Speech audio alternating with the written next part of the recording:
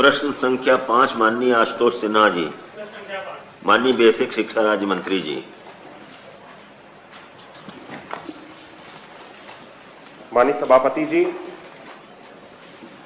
विशेष परिस्थितियों में यथा माननीय राष्ट्रीय अध्यक्ष व माननीय प्रधानमंत्री जी के जनपद आगमन पर जिला प्रशासन द्वारा यथावश्यकता अन्य विभाग के अधिकारियों के साथ साथ बेसिक शिक्षा विभाग के अधिकारी व शिक्षकों की ड्यूटी लगाई जाती है। जी नहीं, प्रश्न नहीं उठता। वेतन के अलावा अतिरिक्त वेतन देने का कोई प्राविधान नहीं है। माननीय आशुतोष सिन्हा जी। माननीय सभापति जी, हम बस माननीय मंत्री जी से ये जानना चाहते हैं कि क्या बेसिक शिक्षा विभाग हमारे देश के संविधान पे, हमारी नियमावलियों पे और शासनादेश पे और उच्च न्यायालय के आदेश पे चलता है या नहीं चलता, ये बस बता दें हमको। इसमें क्या पूछना है? पूछना यह है कि सब नहीं चल रहा आज। अरे तो आप बताइए ना कहाँ नहीं चल रहा है। तो नहीं, मैं पूछना चाह रहा हूँ चल रहा है, आप पूछिए कहाँ नहीं चल रहा है। मैं माननीय मंत्री जी से जानना चाहता हूँ कि अधिनियम 2009 की धारा 27 और नियम 21(3) में क्या लिखा हुआ है, जरा ये बता दें हमको पहले। माननीय मंत्री जी, है क्या आपके पास सूचना? इसकी सूचना अभी नहीं। मैं आपको माननीय सभापति जी, आपके पास है सूचना तो आप बताओ ना। मैं बता दे रहा हूँ माननीय सभापति जी।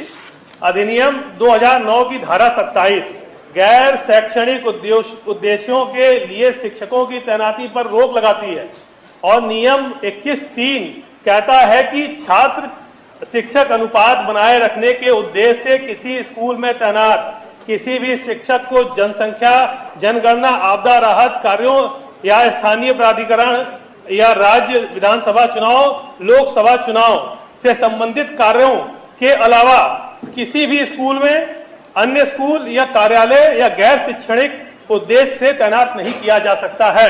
ये हाई कोर्ट में कहा। मैं एक मिनट माननीय सभापति जी, मैं कहना चाहता हूँ, एक मिनट बात हमारी आ जाने दीजिए। मैं आपका संरक्षण हम लोगों को मिलता है तो मैं अपने आप को बहुत सौभाग्यशाली समझता हूँ। मैं ये कहना चाहता हूँ, ये न्यायमूर्ति विवेक चौधरी की खंडपीठ में ये निर्णय आया। उसके बाद हमारे यहाँ ये जो शिक्षा अनुभाग 5 संख्या 1140/79 5-2007 दिनांक 1 जून 2017 में शासनादेश है गया। इस शासनादेश में भी यही चीज लिखी हुई है कि गैर किसी भी काम में नहीं लगाया जा सकता। अच्छा, उसके बाद माननीय सभापति जी, मैं आपको बताना चाहता हूँ 18/3/2021 को गवर्नमेंट की जो उपलब्धियां हैं उनको गिनाने के लिए एक स्टॉल लगवाया गया।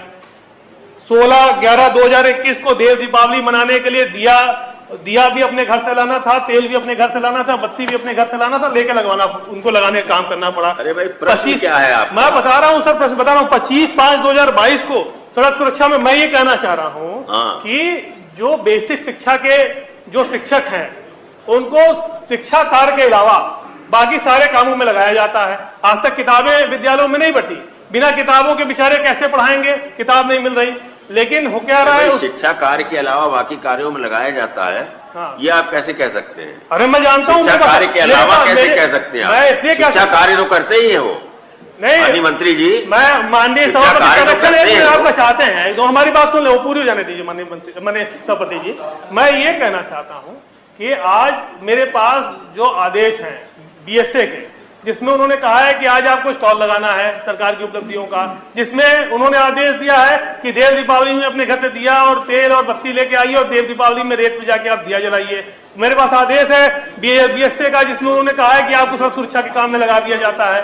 तो मैं आपसे ये जानना चाहता हूँ कि जब शिक्षक को इन्हीं सारे कामों में लगा दिया जाएगा तो पढ़ाएगा कब? अरे किताब भी सरकार नहीं दे पा रही है, बिना किताब के आज पढ़ाने की स्थिति आ गई। और उसके बाद मत जाइए, उतने पर ही सर आपका गरीब के बच्चे पढ़ते हैं, गरीब मजदूर किसान का बच्चा ही वहां पढ़ता है, तो इसलिए मैं कहना चाहता हूँ। तो कुल मिला के माननीय सभापति जी, आपसे बस यही चाह रहा हूँ कि जो हमारे संविधान में, जो नियमावलियों में और जो शासनादेश है और उसके अलावा जो हाईकोर्ट के आदेश है, उस पे माननीय मंत्री जी उसका अनुपालन नहीं करा, मैंने उनका विभाग नहीं कर रहा है अनुपालन। तो या तो मंत्री जी को गुमराह करने का काम कर रहे हैं और गलत उत्तर बना के दे रहे हैं। तो मैं आपसे माननीय सभापति जी चाहता हूं कि ये जो हो रहा है शिक्षकों के साथ प्राथमिक विद्यालय के, ये बंद होना चाहिए। उनका जो उत्पीड़न हो रहा है, अच्छा उत्पीड़न भी कर रहे हैं, उनका पैसा भी नहीं दे रहे हैं उनको। उत्पीड़न हो रहा है, आपने कह दिया सर, उत्पीड़न हो रहा है। तो आपने बताया कि इन चीजों के लिए ड्यूटी लगती है, आप कह रहे हैं उत्पीड़न कर रहे हैं सर, पढ़ाने के अलावा सब काम करा रहे हैं, तो उत्पीड़न ही नहीं हो रहा। ठीक है, माननीय मंत्री जी बताइए। अरे त्योहार आप जाके मनवाएंगे, अपना मनाइए, अपने घर मनाएंगे। माननीय मंत्री जी। माननीय सभापति जी, माननीय सदस्य ने जो प्रश्नों को लेकर के अपनी चिंता जताई है, शिक्षकों की आज जो व्यवस्था बनाई गई है हमारे विद्यालयों में, शिक्षकों से केवल और केवल पठन पाठन के कार्य में ही उनका कार्य लिया जा रहा है, उनकी सेवाएं ली जा रही हैं। आज सारी व्यवस्थाएं शिक्षकों के लिए सुदृढ़ बना दी गई हैं। उनको पहले शिक्षा के कार्य से लेकर के विभिन्न तरह के रजिस्टरों को भरना पड़ता था, अलग अलग जानकारियों को भरने के लिए काफी ज्यादा समय जाता था। शिक्षकों के सारी अवस्थापना संबंधित जितनी भी सुविधाएं होती थी उसको उनको लेने के लिए कार्यालयों में जाना पड़ता था, अलग अलग कार्यालयों में समय उनका खराब होता था। इन सारी सुविधाओं को आज ऑनलाइन बनाया गया है। जो 30 से लेकर के 40 रजिस्टर तक एक शिक्षक को भरने पड़ते थे, उसको भी घटा करके 10 से लेकर के 12 तक कर दिया है, और आने वाले समय में हम उसको भी पूरी तरह से समाप्त करने जा रहे हैं। शिक्षक का जिससे कि पूरा ध्यान बच्चों के केवल पठन पाठन के ऊपर लगे, हमारी सरकार इसके ऊपर पूरी तरह से फोकस कर रही है। और जहां तक माननीय सदस्य ने बात करी कि शिक्षकों से अन्य कार्यों में, अन्य तरह के कामों में उनकी सेवाएं ली जा रही हैं, तो विशेष परिस्थितियों मैंने अपने उत्तर में कहा कि जब वहां बनारस में नेपाल के माननीय राष्ट्रीय अध्यक्ष और प्रधानमंत्री जी का जब वहां पे कार्यक्रम लगा, तो विशेष परिस्थितियों में तब उन शिक्षकों को वहां पे नियुक्त किया गया और उनके स्वागत के लिए, उनके आगमन पे इस तरह की सेवाएं बनाई गई। ठीक है, तो हो गई पूरी बात। सर संरक्षण आपका चाहता हूँ मैं सर। क्या? अभी सर नहीं आया, क्योंकि सर जो जवाब आया वो जवाब, क्योंकि मैं कह रहा हूं कि माननीय मंत्री जी को जो अधिकारी जवाब दे रहे हैं वो गलत जवाब भेज दे रहे हैं। कारण ये उसका दो तरह, मैं बताने जा रहा हूं सर। देखिए, पहला ये है कि आपने कहा कि कामों में नहीं लगाया जा रहा, ये कोई शिक्षकों पे एहसान नहीं कर रहे, ये सुप्रीम कोर्ट, ये हाई कोर्ट की गाइडलाइन है, ये शासनादेश है, ये नियमावली में है, तो ये आप एहसान नहीं कर रहे कि नहीं लगवा रहे। जो दूसरी चीज जहां लगाया जा रहा है सर, और जहां अब ये कह रहे हैं कि सिर्फ प्रधानमंत्री जी के और नेपाल के उनके पे लगाया, मैं उसके अलावा बता रहा हूँ कि डेट बता रहा हूँ, मेरे पास कहिए तो उसका आदेश की कॉपी है, मैं आपको आदेश की कॉपी, नियमावली सब भेज रहा हूँ। इससे सबसे क्या होगा? आप तो मंत्री जी से ये पूछिए कि भाई शिक्षकों से मुख्य रूप से पढ़ाई का काम ही कराया जाए और उनसे ऐसी ड्यूटी के लिए ना कहा जाए जिससे बच्चों की पढ़ाई प्रभावित हो। माननीय सभापति इतने बात हो गई पूरी। ये किसी राष्ट्र के राष्ट्राध्यक्ष आते हैं माननीय सभापति महोदय, और उनके स्वागत में अगर कहीं पर भी कोई शिक्षक, शिक्षिकाएं, छात्र जाते हैं तो ये सांस्कृतिक एक तरह से गतिविधियों का पार्ट होता है, और सांस्कृतिक गतिविधियों का एक हिस्सा होने के कारण से ऐसी चीजों का विरोध। अब आप कह रहे हैं कि अयोध्या में श्री राम जन्मभूमि मंदिर निर्माण, राम जन्मभूमि पर जब दीपोत्सव मनाया जाता है, आप भी जा सकते हो, आप नहीं जाते हो तो हम आपको क्या कर सकते हैं? जो भी जाना चाहे तो सबका स्वागत। लेकिन आप विषय अंतर, अब विद्यालय के अंदर आप अंतर कर रहे हो विषय। माननीय आप माननीय सदस्य ने कहा देव दीपावली की बात, इसलिए देव दीपावली पे तो सभी को सादर आमंत्रित करते हैं।